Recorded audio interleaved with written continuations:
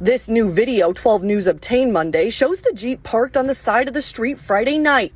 It starts to move as Jamal is spotted riding his bike on the sidewalk, returning from a nearby park. The boy's aunt says her brother was driving the sedan, following alongside his young son. The camera catching the white Jeep turning around, then later blocking the end of their driveway. Two people got out of the Jeep simultaneously. One, who appears to be holding a gun, tried following the man into the house. The other chased the little boy down the...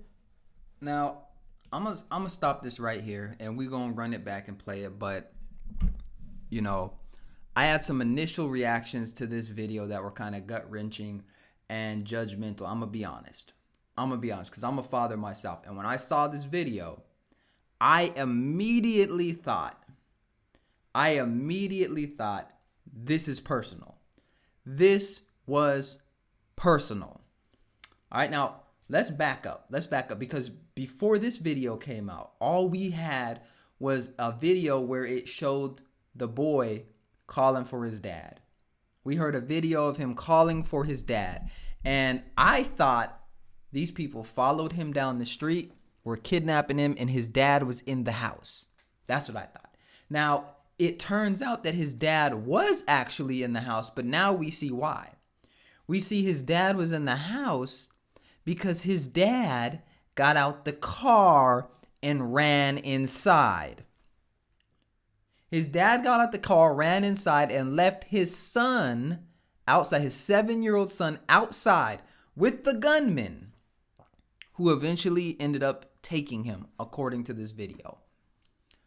Now, when I first watched this video, I said, if you are a man and you are a father, and when I say man, I'm talking about, you know, what we all know to be a man. Okay. If you are a man and a father and gunmen approach you, them YNs approach you, and you have your 7-year-old son and you run without your 7-year-old in your hands. You run and leave your let's look at this. This 7-year-old is out here running routes on the lawn trying to get away. Look at this. Look at this 7-year-old trying to run. Two people got out of the Jeep simultaneously. One, who appears to be holding a gun, tried following the man into the house. The other chased the little boy down the driveway. Seconds later, the suspect comes back into frame with Jamal in his arms, putting him into the Jeep. Do you have a... So the father dips out inside the house. He's safe. The son runs. And here's why I think it's personal. And I believe these people know that person. I believe they know him, and I believe they've been around the son before. That's my opinion, but that's what I believe, because the person that ran after the son, he did not hesitate. He ran after the son he didn't even have time to think about it. He just ran after the son. He didn't go shoot the son. He took the son. This seems personal. And let me say this, right? Because I know there's some people out there that are going to be like, well, what would you do if people approached you with a gun and you were with your kids? Look, I would like to believe if someone approached me with a gun, right? Someone approached me and my children with a gun, that I would stand there and I would defend my children and do whatever I could do within my power to defend and stand my ground and do all of that stuff. Now, I'm not saying, because from the video, he was taken by surprise. I'm not saying there aren't situations where something happens so fast and your body just reacts and you don't even have time to think about it. That's not what I'm saying. And if I'm giving the benefit of the doubt in this situation to the father, that is probably what happened, because they did surprise him. They ran up and he probably just reacted. Now, if I'm that son and I see my father running while gunmen chase me, I don't know how I'm going to look at my dad after that. I'm going to be real. Because when I was growing up, everyone knew that's Fitz's dad. You don't want to mess with him because that's Fitz's dad. Like, it was known. It was known. And so if this was personal, those people, they don't even like, they don't have a boundary they wouldn't cross with this person because you're taking someone's child. Like, when I was growing up, I remember there was a time where my brother was being chased around with sticks. These people were trying to find my brothers and my brother, and they ran into my dad. And he said, whatever you're going to do to him, do to me. You know, he always stood up for us. Another time, there was somebody who was threatening to shoot one of my brothers. Threatening to shoot. They were threatening to shoot one of my brothers.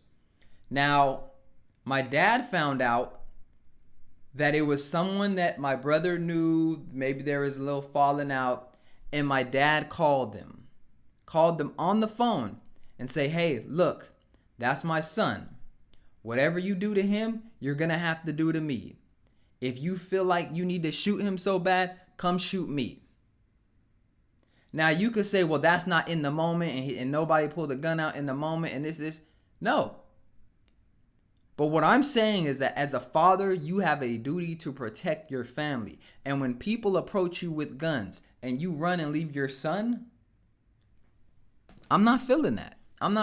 I get it. People are scared. I understand. Maybe you're not in that situation a lot and you just, whatever. And this is me assuming that it's personal, right? This is me assuming that's personal because if I know I live a certain lifestyle and people are after me, I'm expecting this type of stuff. Let's be real. I'm expecting this type of stuff. So that gets me into black culture, right? Black culture. Now, I'm going to be honest. When I first saw this story, I thought this was some white people stuff. I said, black people don't kidnap kids. Black people don't. I didn't know the race of the person kidnapped. I didn't know any of that. I don't believe I did. I believe I knew the race of the person kidnapped. I didn't know the race of the person that did it. Okay, because we didn't have the footage of the gunman, right? So I thought that this was some white person driving down the street just want to kidnap somebody, right? That's what I thought. I don't usually hear too many stories about black people kidnapping kids, right? As a matter of fact, there's a stereotype out there that black people don't even take care of their own kids. So why we got to kidnap somebody? So I didn't even know all that. But then when I see the video and the way that it was done, I'm like, this has black culture written all over it. This has black culture written all over it. Because for you to approach someone in broad daylight with a gun, chase their son down, take their son, this is what they be talking about in the rap songs. This is what they be talking about in black culture. This is what they be talking about. Oh, I'm gonna get my ops and stuff like this. This has black culture written all over it. And this is why I say we have to be careful of what we consume. We have to be careful of what we indulge in. And on top of that, if you're a father and you have children and you know that you've lived a troubled life and that you have a past and that people may be after you, you may want to think about moving. You may want to think about moving to a different state.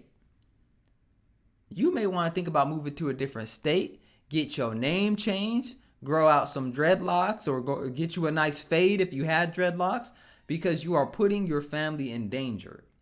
And again, this is me assuming that this was personal. I know that no one's come out and said that. I do want to point out it looks like on this picture that on his left eye there might be some teardrops. It looks like there's a tattoo under the father's left eye. I don't know, maybe that's a bruise.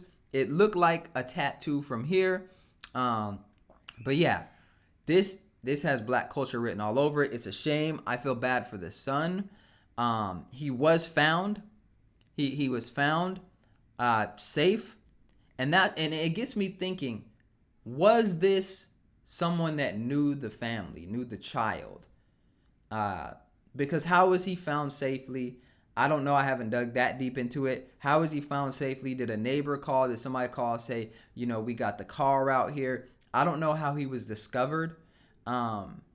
But this reeks of personal vendetta, and I just hope that these fathers who may have a troubled past, protect your family, bruh. Protect your family. And I could be wrong. This could be a totally random incident where people just running up on you and they just want to kidnap your kid. But I didn't see nobody try to steal his car. Let's look at this. I didn't see nobody try to steal his car. I didn't see nobody try to run up in the house and steal nothing. As Jamal is spotted riding his bike on the sidewalk, returning from a nearby park. The boy's aunt says her... See, and the kid, they drive right... If they wanted to just kidnap this kid, look at that white car. They drove right by the kid. They drove right by him. This wasn't about the kidnapping. This was about the father. Brother was driving the sedan, following alongside his young son. The camera catching the white Jeep turning around, then later blocking the end of their driveway. Two people got out of the Jeep. And look at that. They were blocking the end of the driveway. So this wasn't they were trying to rob this car. Because why would they block the driveway? Because then they might have a difficult time getting out. Right? So, doesn't make sense. Simultaneously, one who appears to be holding a gun tried following the man into the house. The other chased the little boy down the driveway. Seconds later, the suspect comes back into frame with Jamal in his arms, putting him into the Jeep. Do you have answers? Yeah, this was personal. It's a shame. This is personal. It's a shame. My name is Fitz. Let me know what y'all think in the comment section. Let me know what y'all think. Hit the subscribe button. Appreciate y'all. I'll see y'all next time.